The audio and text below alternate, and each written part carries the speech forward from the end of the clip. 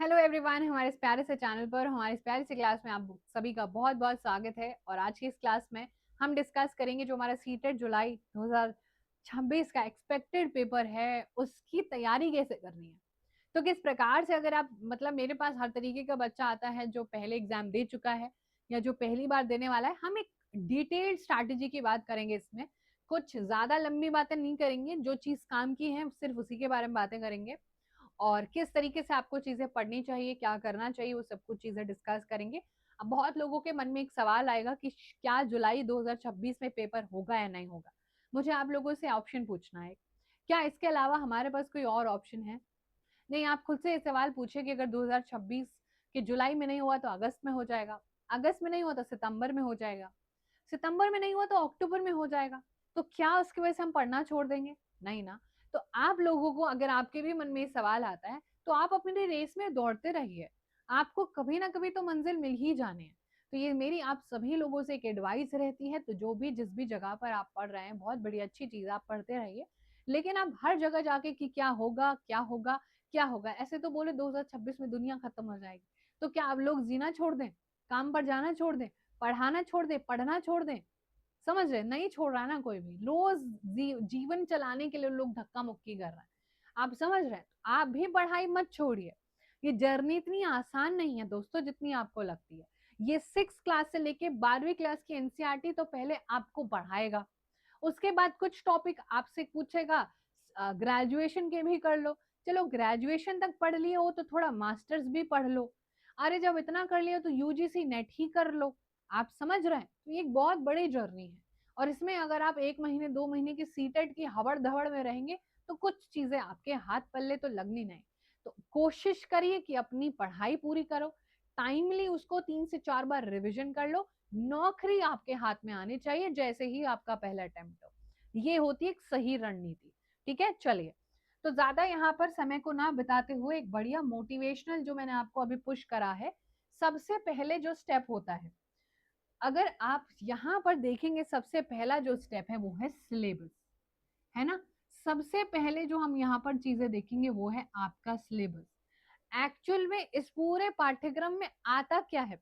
कुछ तो मेरे पास ऐसे भी बच्चे आते हैं जो नॉन एसएसटी बैकग्राउंड से होते हैं, and they have literally zero awareness about the exam और द सब्जेक्ट। और ये कोई गलत बात थोड़ी है। ठीक है भाई, अब उन्हें एसएसटी जो है ऑप्शन नहीं है, और कुछ जो है एसएसटी लेनी पड़ती है आमतौर पर बच्चों को, है ना, जो कॉमर्स बैकग्राउंड के होते हैं। तो सुनो, यहाँ पर 3 चीजें हैं जो आपको सब्जेक्ट की पढ़नी है। एक तो आपका इतिहास, जिसका सिलेबस मैंने डिटेल में डिस्कशन कर दिया है, जिसके वीडियो आप जाके देख सकते हो। एक मुझे लग रहा है कि 1-2 मार्च को मैंने वो क्लास कराई थी आप लोगों के लिए लाइव आके। दूसरा है ज्योग्राफी, आपसे भूगोल बहुत डिटेल में पूछा जाता है। ठीक है, भूगोल हम बहुत डिटेल में करेंगे। और तीसरा है सिविक्स या पॉलिटी। ठीक है, वैसे तो इसको पॉलिटी ना कह के सिविक्स ही कह दे तो ज्यादा बेटर है, क्योंकि इतनी पॉलिटी नहीं आती जिसमें कि सिविक्स आता है। पॉलिटिकल साइंस में कुछ चीजें स्पेसिफिक होती है, सिविक्स में अंडरस्टैंडिंग होती है, समाज कैसे चलता है, समाज में किस किस प्रकार की चीजें हैं, राजनीतिक विज्ञान कैसे कैसे है चीजें, है ना। तो ये 3 कुल मिला के सिर्फ सब्जेक्ट पढ़ने रहते हैं। ये हम लोगों का एक बेसिक पैटर्न रहता है। उसके अलावा आपको देखने को मिलती है एसएसटी की पेडागोजी, जो बहुत लोगों का दिमाग खाती है ना। यहाँ पर मिलती है आपको एसएसटी की पेडागोजी, जिसके आपको 20 क्वेश्चन देखने को मिलता है ना। 60 क्वेश्चन आते हैं आपके पेपर 2 में। 60 क्वेश्चन में से आपके 40 सब्जेक्टिव होते हैं, 20 आपके पेडागोजी से होते हैं। कभी कभी फ्लक्चुएट कर जाते हैं, कभी 42 आ जाते हैं सब्जेक्ट से, तो कोई बड़ी बात नहीं है। ठीक है, तो कुल मिला के आपके जो है 150 क्वेश्चन में से आपके जो है 60 क्वेश्चन आपके सब्जेक्ट के आ जाते हैं। और अगर आप यहाँ पर 40-45 स्कोर कर पा रहे हो अच्छी तैयारी के साथ, तो ये समझ लेना कि आपकी आधी जर्नी तो हो गई। 50% आपका सिलेबस डन हो गया। बाकी इंग्लिश, हिंदी और जो आपकी सीडीपी आती है वो आप थोड़े बहुत खींच तान के कर लोगे तो आपका पेपर निकल जाएगा। मैं फिर से बोलूंगी, it is all about strategy.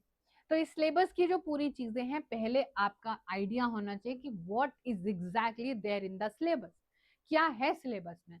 और अगर आपको लगता है कि आपको पूरे ब्रह्मांड की किताबें पढ़नी है तो बिल्कुल गलत लगता है। आपके पास ये 9 किताबें हैं जो हर एक क्लास की आपको पढ़नी है। छठी की 3, 7वीं की 3 और 8वीं की 3, बोले तो 9 किताबें हैं। 9 यहाँ पर जो है बुक्स हैं आप लोगों की, आपको टिप्स पर पढ़नी है। नॉट जस्ट बिकॉज आपको सीटेट करना, क्योंकि आपको टीचर बनना है एसएसटी का, आपको डिटेल्ड में ही सारी चीजें पढ़ने रहेगी।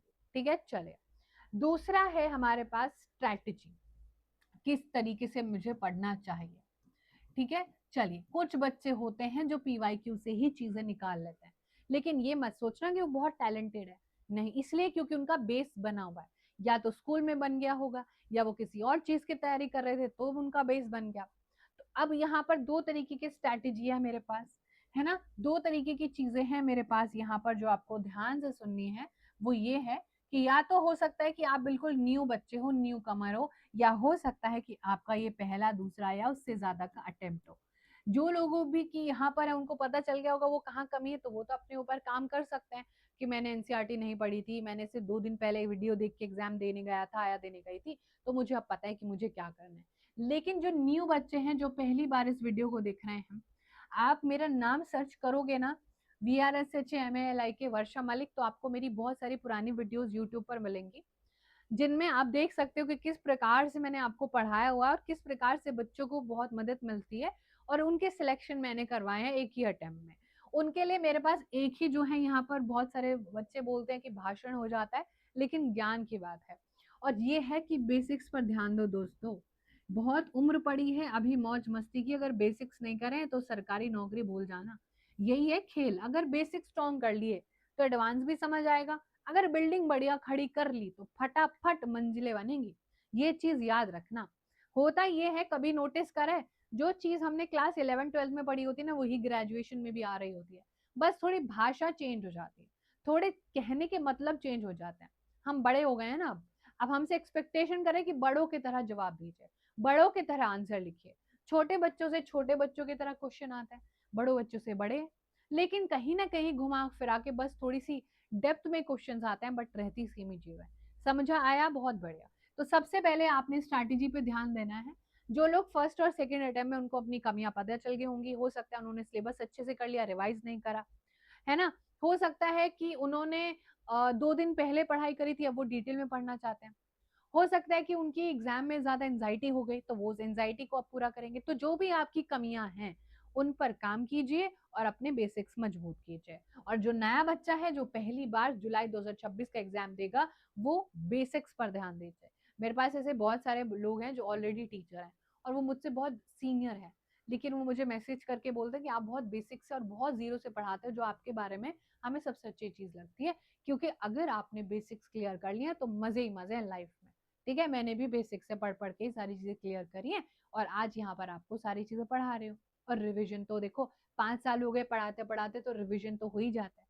आप समझे? तो this is very important. Okay, चलिए लास्ट स्टेप है हमारे पास कि हम पढ़ाई करेंगे तो करेंगे कहाँ, है ना। अगर आपको देखो, वैसे तो बहुत ही ज्यादा चीजें हैं, अगर आपको एक अच्छे से सारी चीजें पढ़नी है तो टेक्स्ट बुक ऐप आपको प्ले स्टोर से मिलेगा, वहां से आपको सिर्फ ऐप डाउनलोड करना है, और एक सब्सक्रिप्शन होता है जो आपको 1 रुपीज में मिल जाता है 48 घंटों के लिए। लेकिन याद रखना, इसका ऑटो पे ऑफ कर लेना वरना आपके पैसे कट जाएंगे। दूसरा, आप 3 महीने का भी ले सकते हो, आप 12 महीने का भी बैच ले सकते हो, और आप 18 महीने का भी बैच ले सकते हो। अब बहुत सारे ऐसे लोग हैं जो एक पर्टिकुलर बैच ही देते हैं बस आपको, है ना, कि अगर आपको सीटेट लेना है तो आप सीटेट पेपर 2 का लेना चाहते हो कि पेपर 1 का लेना चाहते हो, बहुत बढ़िया। आपको यूपी टेट लेना है तो यूपी टेट का क्या लेना चाहते हो, पेपर 2 लेना चाहते हो कि पेपर 1। तो अब इतनी सारी चीजें अब आपको अगर एक ही जगह पर मिल जाए, जिसके लिए आपको बार बार पैसे खर्च नहीं करने, तो फिर सोने पे सुहागे वाली बात हो जाएगी ना। साथ ही साथ मॉक पेपर करो, जो पढ़ाया जा रहा है उसके टेस्ट करो। मॉक पेपर भी आप खुद के भी क्वेश्चन होते हैं जो 32 लाख क्वेश्चन है, और पीवाईक्यू करो। और अगर आपको सिलेबस पढ़ने के बाद, चीजें पढ़ने के बाद पीवाईक्यू आप सॉल्व कर पा रहे हो, तो और क्या चाहिए आपको लाइफ में, बस तो फिर आपकी तैयारी होगी, अब कुछ भी पूछ लो। समझ रहे हो? बाकी ये सारी चीजें आप जरूर जो है यहाँ पर देख लेना, और सारी चीजें आपको मेरी जो क्लासेस है वो detailed classes related to CTET and UPTET बहुत जल्दी मिलने वाली हैं। बाकी यूट्यूब पर हमारी जो फ्री क्लासेस का इनिशिएटिव है वो आपको क्वेश्चन प्रैक्टिस यहाँ पर मिलेंगे, क्वेश्चन को हम डिस्कस करेंगे। बाकी 6 7 8 एनसीईआरटी अगर आपको पढ़नी है, page bye page line by line पढ़नी है, तो आपको मेरे बैच, मतलब not exactly I would not से बैच, बट हाँ ये बोल सकते हैं कि आप सब्सक्रिप्शन ले लो, एक ही जगह पर आपको मल्टीपल चीजें मिल जाएंगी। ठीक है, तो ये थी आप लोगों के लिए एक बहुत ही प्यारी सी क्लास। अगर आप लोग बैच खरीदते हो, सब्सक्रिप्शन खरीदते हो, जो कि बहुत आपको महंगा भी लग सकता है, तो आप ये कूपन कोड यूज कर सकते हो जो आपकी स्क्रीन पर यहाँ पर दिखाई दे रहा है, जिसमें कि VRSH कूपन कोड है, तो आपको और सस्ता डिस्काउंट हो जाएगा। तो डेफिनेटली आप कूपन कोड यूज करना मत भूलना। ठीक है, चलिए ये थी आपकी आज की क्लास में। यहाँ पर वी आर साइनिंग ऑफ, और अब मिलेंगे हम लोग अगली क्लास में। ठीक है, अगली क्लास में हम कुछ और चीजें डिस्कस करेंगे, अच्छे से सारी चीजें आपको मेरी क्लासेस मिल जाएंगी, वो आप चेकआउट कर सकते हो। पहली बार आए हो तो चैनल को लाइक शेयर एंड सब्सक्राइब कर देना। Thank you so much Evan, sending you lots of love, bye.